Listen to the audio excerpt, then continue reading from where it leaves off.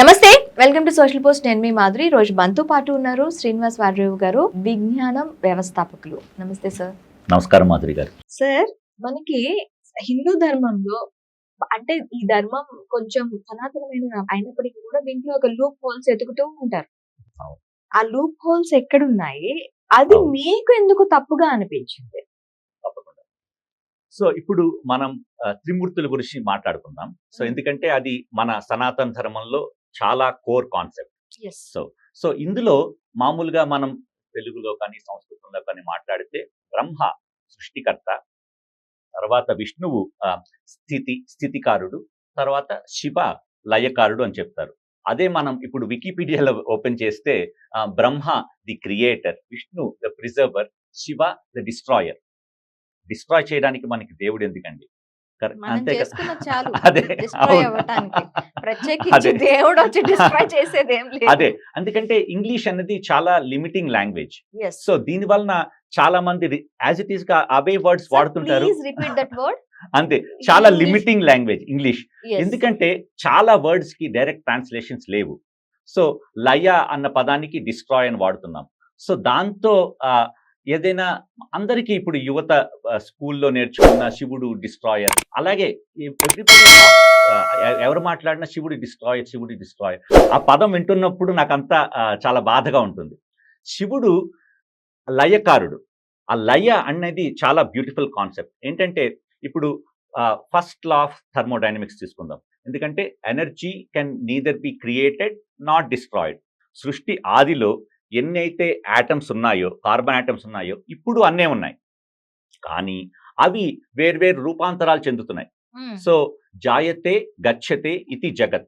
పుట్టినది పుట్టడం అండ్ మరణించడం, ఇదే జగత్.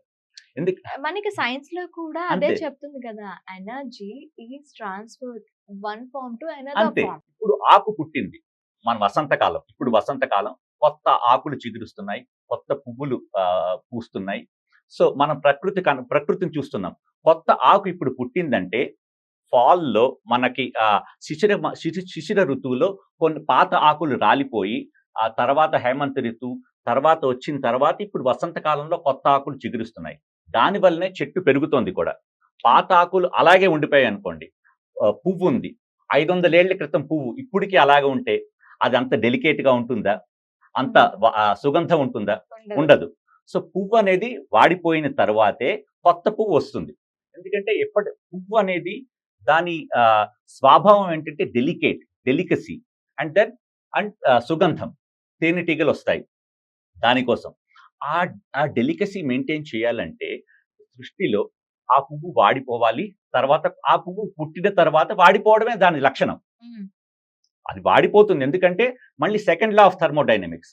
ఎందుకంటే ఎంట్రోపీ, ఏదైనా స్టేబుల్ సిస్టంలో ఎంట్రోపీ ఆల్వేస్ ఇంక్రీజెస్. అంటే ఇప్పుడు చల్లని నీళ్లు తీసుకొచ్చి టేబుల్ మీద పెట్టాం, అది మళ్ళీ రూమ్ టెంపరేచర్కి వచ్చేస్తుంది. ఐస్ ముక్క పెట్టాం, కరిగిపోతుంది. వేడి నీళ్లు తీసుకొచ్చి పెట్టాం, మళ్ళీ నార్మల్ టెంపరేచర్కి వచ్చేస్తుంది. అంటే అన్ని మళ్ళీ భూమిలో కలిసిపోతాయి. అంతే, అన్ని భూమిలో కలిసిపోతాయి. మనం పుట్టాం, మళ్ళీ మనం మట్టి అయిపోతాం, కార్బన్ ఆటమ్స్ అవుతాయి, అక్కడి నుంచి చెట్టు పుడుతుంది, అది ఒక ఆవు తింటుంది, తర్వాత ఇంకేదో అవుతుంది, తర్వాత అది ఆ ఆటమ్స్ అనేవి మళ్ళీ వేరే రూపాంతరాలు చెందుతాయి. కాసేపు మనం డాన్స్ చేస్తాం, కాస్మిక్ డాన్స్. ఈ దేహంలో పుట్టిన డాన్స్ చేస్తాం, తర్వాత వేరే రాయి అవుతాం, మళ్ళీ వేరే ప్రాణం తీసుకుని మళ్ళీ కాసేపు డాన్స్ చేస్తాం, మళ్ళీ అదే అయిపోతుంది. ఈ కాస్మిక్ డాన్స్ ఉందే, ఇదే శివుడు. ఈ లయకారుడు, నటరాజుడు. అంటే ఈ డాన్స్, మనకి కార్బన్ ఆటమ్స్ ఉన్నాయి, మనం ఉన్నాం. ఓకే. సో చాలా కాలం వరకు ఆటమ్స్ ని మనం చేయగలమా? ఆ ప్రాణాన్ని రూపొందించగలమా? చేయలేం. ఎందుకంటే ఇప్పుడు దే ట్రైడ్. న్యూటన్ ఉన్నాడు, సీసం నుంచి గోల్డ్ని తయారు చేయడానికి చాలా ట్రై చేశాడు, but he couldn't do it. Carbon atoms, అది కార్బన్ కాంపోజిషన్ రెండు సిమిలరే, గోల్డ్ వెరీ సిమిలర్, కానీ చేంజ్ ఉంది. కానీ చాలా ట్రై చేశాడు, చేయలేకపోయాడు. సీసాన్నే మనం గోల్డ్ చేయలేకపోతే ప్రాణం పోయగలమా? అంటే ఒకే తత్వం ఉన్న దానిని అవును, 2 ఒకే తత్వం ఉన్న మెటీరియల్స్ ని సిమిలర్ చేయలేం. అవును. మనం మార్చలేకపోతున్నాం. హ్మ్. సీసం నుంచి గోల్డ్ చేయలేకపోతున్నాం. అలాంటిది ప్రాణం పోసి, ఆ ప్రాణం అలాగ జీవింపజేసి, మళ్ళీ తర్వాత అది పోయిన తర్వాత మళ్ళీ అది వేరే రూపు తీసుకొని, ఆ రూపం అయిన తర్వాత మళ్ళీ వేరే రూపం ఇలాగ రూపాంతరాలు చెందుతూ ఉండడమే ఈ సైకిల్, నిరంతర సైకిల్ కొనసాగించడమే శివతత్వం. ఇప్పుడు మహామృత్యుంజయ మంత్రం ఉంది. హ్మ్. సో ఏమని చెప్తారు? త్ర్యంబకం యజామహే సుగంధిం పుష్టివర్ధనం ఉర్వారుకమివ బంధనాత్ మృత్యోర్ముక్షీయమామృతాత్. ఉర్వారుకం అంటే దోసకాయ, బాగా పండిపోయిన దోసకాయ తీగకి వస్తే అది ఎంత ఈజీగా వచ్చేస్తుంది. మామూలుగా అయితే కోస్తే మీకు ఆ ముచ్చుకుంటుంది కదా, అది తీసేస్తే మీకు అది తీసేసినట్టుగా తెలుస్తుంది.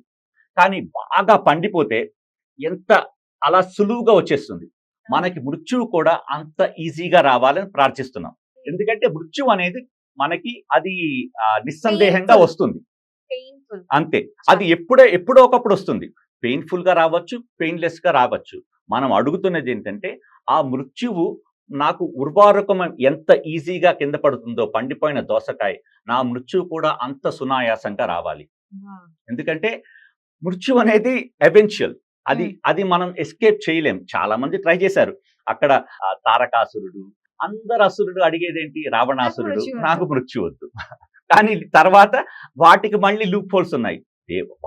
అసురులే లూప్ హోల్స్ వెతుక్కుంటున్నప్పుడు దేవతలు చేయలేరా? సో దెన్ దేవతలు అందులో లూప్ హోల్స్ వెతికి డిస్ట్రాయ్ డిస్ట్రాయ్ చేశారు. చేస్తున్నారు.